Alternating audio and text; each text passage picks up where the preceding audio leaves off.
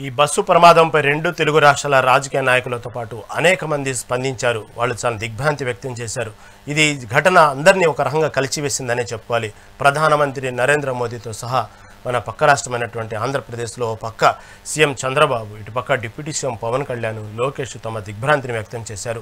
ఇటుపక్క తెలంగాణ ప్రభుత్వానికి సంబంధించి సీఎం రేవంత్ రెడ్డి ఎప్పటికప్పుడు ప్రమాదం జరిగిన తీరును కనుక్కుంటేనే సహాయక కార్యక్రమాలు ముమ్మరం చేస్తూ పక్క ఎప్పటికప్పుడు క్షణాన ఏం జరుగుతుంది, అక్కడ జరుగుతున్న సహాయ కార్యక్రమాలు ఏంది, క్షతగాత్రునికి ఏ ఆసుపత్రికి పంపించాలి, మృతులకు సంబంధించినటువంటి కుటుంబ సభ్యులకు ఏ విధంగా వాళ్ళ డెడ్ బాడీని అందించాలి, పోస్ట్ మార్టం ఏ విధంగా చేయాలి అనే విషయంలో ఎప్పటికప్పుడు సీఎం రేవంత్ రెడ్డి యుద్ధ ప్రాతిపదికన అధికారులను ఎప్పటికప్పుడు స్పందించాలన్నట్టు విధంగా తను ఆ యంత్రాంగాన్ని మొత్తాన్ని నడిపిస్తూనే ఓ పక్క ఇటు పక్క చూస్తే పొన్నం ప్రభాకరు, ఇటుపక్క అదేవిధంగా ఎమ్మెల్యే కాళే యాదయ్య అందరూ జరిగినటువంటి ఏదైతే ప్రదేశం జరిగిందో ప్రమాదం జరిగిన ప్రదేశాన్ని అక్కడ సందర్శించి ప్రయాణికుల్లో భరోసా నింపుతూ క్షతగాత్రులకు కావాల్సినటువంటి మనోధైర్యం నింపే విషయంలో మాత్రం అక్కడ ఉన్నటువంటి దాదాపుగా వారు తోచినంతగా ఆ సహాయక చర్యలో పాల్గొన్నారు. అదేవిధంగా ఒక పక్క సబితా ఇంద్రారెడ్డి కూడా పాల్గొని అక్కడ మహిళలు గాయాలైనటువంటి మహిళల్ని ఓదారుస్తూ అక్కడ అందరినీ వాళ్ళు మనోధైర్యం నింపేటువంటి ప్రయత్నం చేశారు. ప్రమాదం జరిగిన ప్రదేశం నుంచి మరింత సమాచారం లైవ్లో అందిస్తున్నారు మా రిపోర్టర్ హారిక.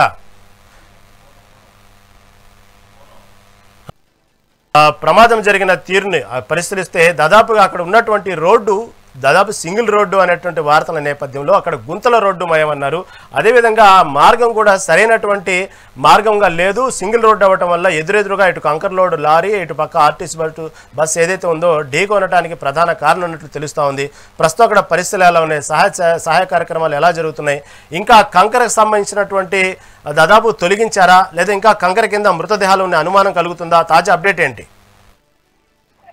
ప్రస్తుతం అలాంటి సిచ్యువేషన్ ఏం లేదు. పూర్తిగా అంటే రోడ్డు పైన ఉన్న కంకర మొత్తం రోడ్డు పక్కకి ఊడ్చేయడం జరిగింది. అంటే ముఖ్యంగా ఈ రోడ్డుకు సంబంధించి ఏదైతే ఇప్పుడు మనం మాట్లాడుకున్నట్టుగా ఈ రోడ్డు నిజంగా చూస్తే గక్కులుగా ఉండడంతో పాటు అసలు అన్ఈవెన్ గా ఉందని చెప్పుకోవాలి. అంటే ఒక వెహికల్ వెళ్తే ఇంకో వెహికల్ వెళ్ళడానికి కొద్దిగా సమయం పట్టే అవకాశం ఉంటుంది. అలాంటిది ఒక బస్సు, ఒక టిప్పర్ లారీ రెండో కలిసి వెళ్ళడం అనేది, అంటే ఈవెన్ గా వెళ్ళడం అనేది అసలు అసంభవం అనే చెప్పుకోవాలి. అంటే కొంచెం స్ట్రగుల్ అయ్యే అవకాశం ఉంటుంది. అలాంటి పరిస్థితుల్లో ఇటు బస్సు వెళ్తున్నప్పుడు ఇటు టిప్పర్ కూడా రాంగ్ రూట్ అన్నాం కానీ ఇది ఒక వన్ వే అవ్వడం వల్ల అది డైరెక్ట్ గా వచ్చి అంటే స్పీడ్ లో ఉండడం వల్ల అక్కడ తెలిసి ఉండకపోయి ఉండొచ్చు. ఇప్పటికీ మనం ఈ తాండూర్ అంటే హైదరాబాద్ నుంచి తాండూర్ వెళ్తున్న ఈ బస్సు ఏదైతే ఉందో దాదాపు ఇప్పటికీ 24 మందికి ఈ మృతుల సంఖ్య చేరుతుంది. అందులో ఒక టీచర్ ఉన్నారు, అలాగే ఇటు వర్క్ చేసుకునే వాళ్ళు ఉన్నారు. పూర్తిగా జనరల్ గా చెప్పాలి అంటే ఇందులో చిన్న పిల్లలు కూడా ఉన్నట్టయితే తెలుస్తుంది. అయితే ఈ టిప్పర్ లారీ డ్రైవర్ కూడా ఆకాష్ అని చెప్పి తెలుస్తుంది. ఇక్కడ మహారాష్ట్రకి చెందిన వ్యక్తి ఇదే యాక్సిడెంట్ లో చనిపోయినట్టయితే మనకు ఉన్న సమాచారం. అంటే ఇప్పటికీ ఈ లక్ష్మణ్ నాయక్ అనే వ్యక్తి సంబంధించిన ఈ టిప్పర్ లారీ అని చెప్పి అంటున్నారు. అంటే అతను ఈ కంకరాన్ని సరఫరా చేస్తుంటారు అని చెప్పేసి అయితే తెలుస్తుంది. అయితే ఇప్పటికీ ఒక పక్క సబితా ఇంద్రారెడ్డి, ఇటు మంత్రులు, అటు కేటీఆర్ తో పాటు ఇటు మంత్రులు కూడా అంటే కాంగ్రెస్ ప్రభుత్వం నుంచి మంత్రులు కూడా వచ్చి ఇక్కడ విజిట్ చేయడం, ఉన్న అంటే ప్లేస్ ని విజిట్ చేసి ఏం జరిగింది అని దగ్గరుండి అన్ని కనుక్కొని వాళ్ళకి ఎలాంటి అవసరమైనా మేము ముందుంటాం, మా ప్రభుత్వం ముందుంటాం అని చెప్పేసి చెప్తున్నారు. అందులో ముఖ్యంగా ఐటీ మినిస్టర్ విద్యార్థి మీడియాతో మాట్లాడుతూ పూర్తిగా బాధ్యత తీసుకునే ప్రయత్నం చేస్తాము. దాదాపు ఇప్పటికే ఎక్స్‌గ్రేషియా ప్రకటించే విషయం మనకు ఆల్రెడీ తెలిసిందే.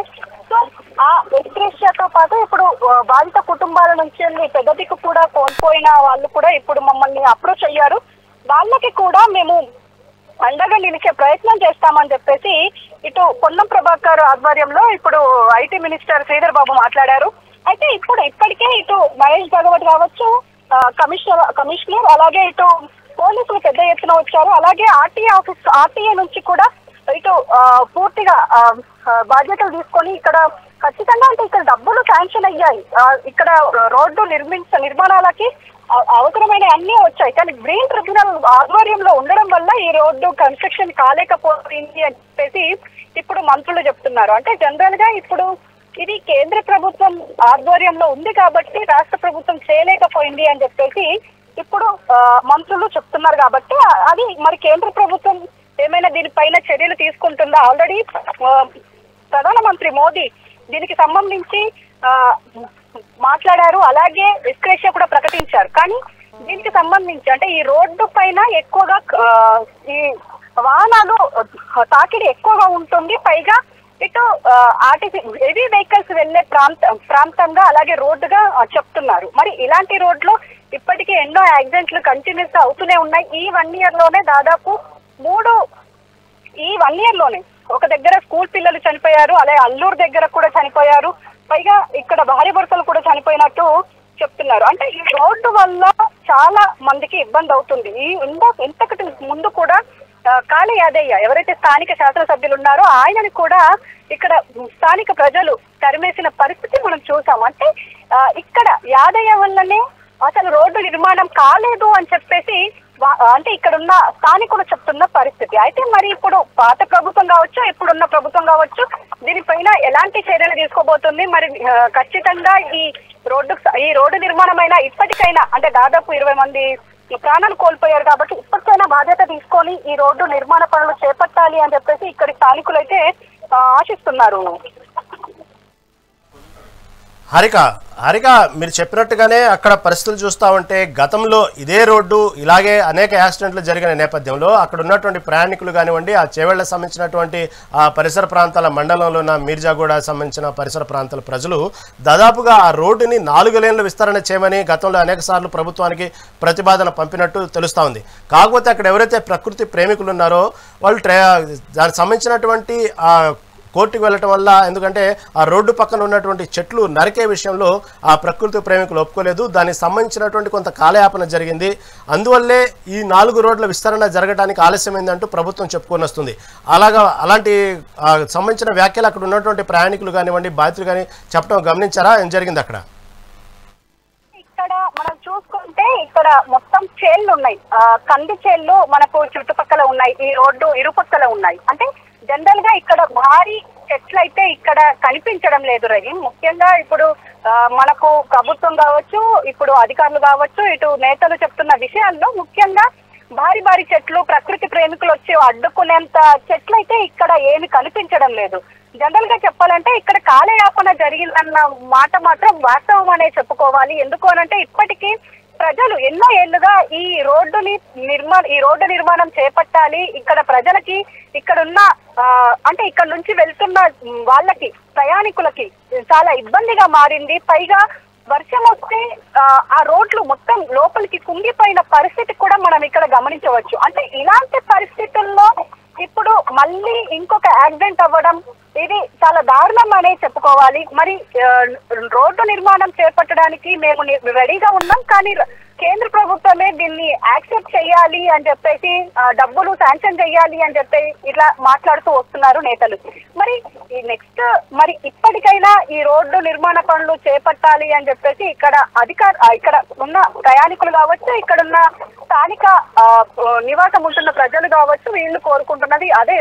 కానీ ప్రస్తుతం అయితే సహాయక చర్యలు పూర్తయ్యి ఇప్పుడు దగ్గరలో ఉన్న హాస్పిటల్స్ కి అయితే వీళ్ళని చేర్చారు. అలాగే ఇటు లారీ డ్రైవర్ అయిన ఈ టిప్పర్ డ్రైవర్ అయిన ఆకాష్ మృతదేహం కూడా లభించింది.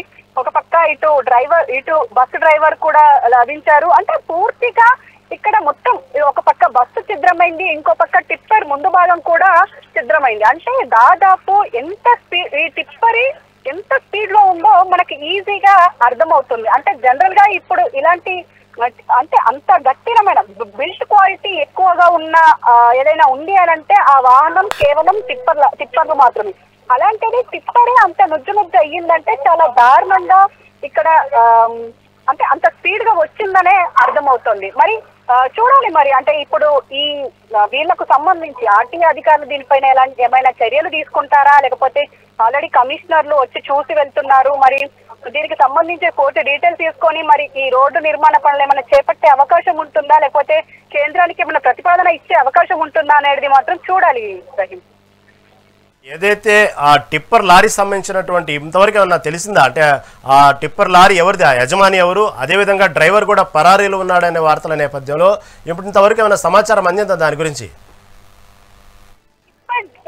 డ్రైవర్ చనిపోయినట్టు ఆకాష్ అని ఒక వ్యక్తి, మహారాష్ట్రకు చెందిన వ్యక్తి ఇక్కడ పనిచేసుకోవడానికి వచ్చారు. అలాగే ఈ టిప్పర్ ఓనర్ ఎవరైతే ఉన్నారో ఆయన లక్ష్మణ్ నాయక్ అని చెప్పేసి మనకు స్థానికంగా తెలుస్తుంది. అంటే ఇక్కడ ఈ లక్ష్మణ్ నాయక్ మరి ఎప్పటి నుంచి వెళ్ళి ఈ వ్యాపారం చేస్తున్నారు, మరి ఈ స్పీడ్ నియంత్రణకు సంబంధించి ఏమైనా చర్యలు తీసుకున్నవారా లేదా అనేది మాత్రం చూడాలి. ఎందుకంటే ఇది జనరల్ గా ఇది స్పీడ్ గా వచ్చి తగలడం వల్లనే ఇంత భారీ యాక్సిడెంట్ అయిందనే చెప్పుకోవాలి. మరి ఇలాంటి పరిస్థితుల్లో ఇప్పుడు దీనికి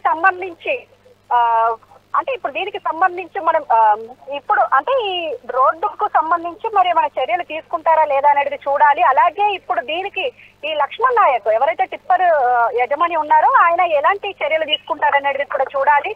ముఖ్యంగా ఇప్పుడు చూస్తున్న ఇక్కడ వాతావరణం చూస్తుంటే మాత్రం చాలా దారుణంగా ఉందనే చెప్పుకోవాలి. ప్రజలు కూడా భయాందోళనకు చెందారు. ఎందుకంటే ఒక ఆర్టీసీ బస్సుని అంటే దాదాపు 70 మందితో వెళ్తున్న ఒక బస్సుని ఇంత దారుణంగా గుద్దేశారు అని అంటే ఖచ్చితంగా ఇక్కడ స్పీడ్ ప్రభావం అయితే ఎక్కువగా కనిపిస్తుంది. ఎందుకంటే ఒక బస్సు పూర్తిగా సీట్లు అవన్నీ ఒక తాటికి వెళ్ళిపోయాయి. అంటే అన్ని నొజ్జు అయిపోయాయని చెప్పుకోవాలి. ప్రత్యక్షంగా చూసిన వాళ్ళైతే ఖచ్చితంగా భయానికి గురయ్యే అవకాశం అయితే ఉంది.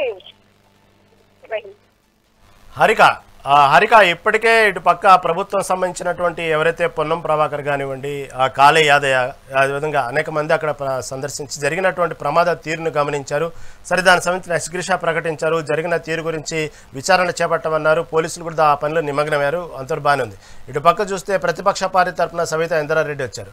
ఇంకా ఎవరెవరు అక్కడ ప్రస్తుతం అక్కడ ఎవరున్నారు, రాజకీయ నాయకులు ఎవరు చేరుకున్నారు, సీఎం రేవంత్ రెడ్డి కూడా ప్రమాద స్థలానికి వస్తారనేటువంటి సమాచారం నేపథ్యంలో అలాంటి సమాచారం ఏమైనా ఉందా? అక్కడ పరిస్థితులు ఎలా ఉన్నాయి ప్రస్తుతం? నేతలందరూ వచ్చి ఇక్కడ విజిట్ చేస్తున్నారు. మరి పరిస్థితుల్ని కూడా తెలుసుకుంటున్నారు. ఒక పక్క ఇటు పోలీస్ ఆఫీసర్స్, ఇటు కమిషనర్, డీజీ వీళ్ళు కూడా వచ్చి మరీ చూస్తున్నారు.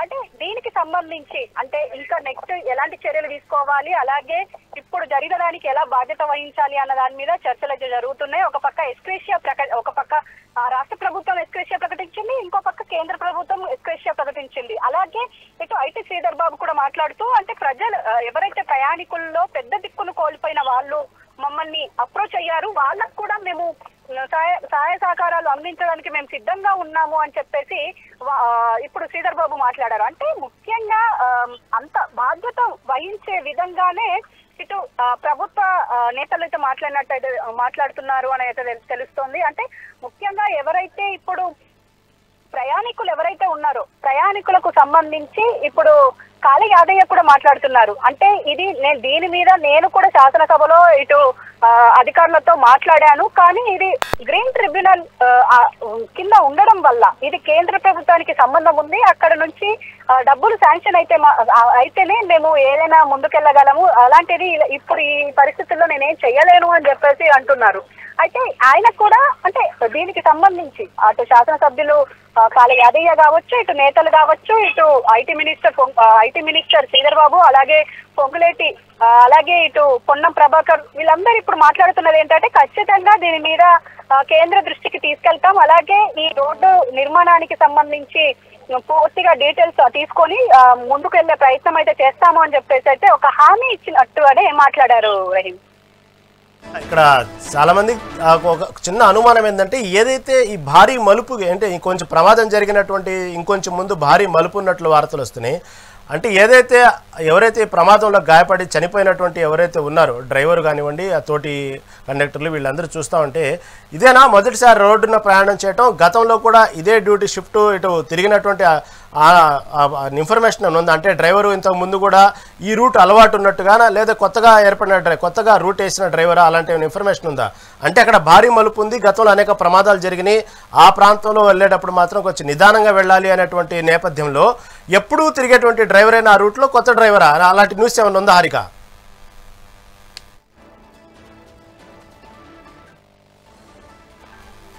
హారిక చెప్పండి.